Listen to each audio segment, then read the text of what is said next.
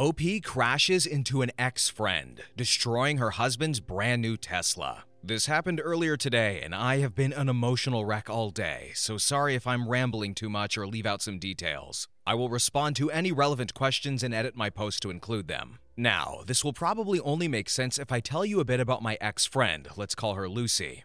I met her in freshman year of college, and she was part of a larger friend group because we all lived in the same hall. For as long as I've known her, she has had pretty significant mood swings. Sometimes she was a super sweet and caring person, but when she gets stressed out, she would become verbally and physically abusive and blame everything in the universe if there's something negative happening in her life. Her abusive side has gotten progressively worse since college. I could write a book about Lucy, but I will spare you the details because it's not directly related to the advice I'm trying to get. Over the last couple of years, each of the people in our friend group have cut contact with her, and I think I was probably the last one to still respond to her. Every conversation I have with her goes in circles, and she ends up back in a state of anger and frustration, and I usually hang up when she starts verbally abusing me. Now, I met my husband about 3 years ago, and he has always been incredibly supportive of me. I have vented to him many times about Lucy because interactions with her always leave me feeling emotionally drained and feeling like I'm going crazy. He has encouraged me many times to cut contact with her because it's not worth setting yourself on fire to keep her warm, as he says. So earlier this month,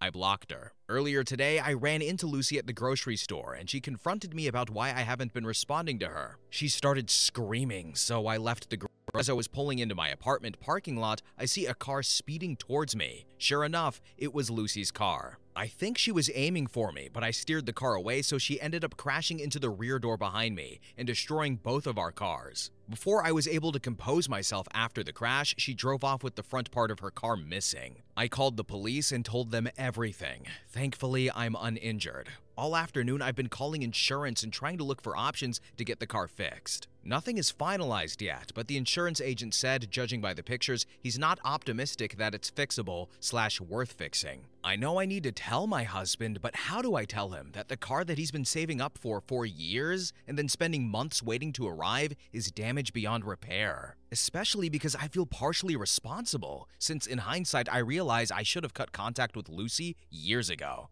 A part of me knows that on the outside he'll brush it off, say that he's happy that I'm safe and that objects can be replaced, but I'm scared that he'll resent me. He loves this car. He has a strong sentimental attachment to it because it's his first car, and he's even given it a cute nickname like a pet. We joke about how it's like his firstborn child. We don't actually have any kids yet, and it's the holidays. What kind of crap holiday present is it to find out that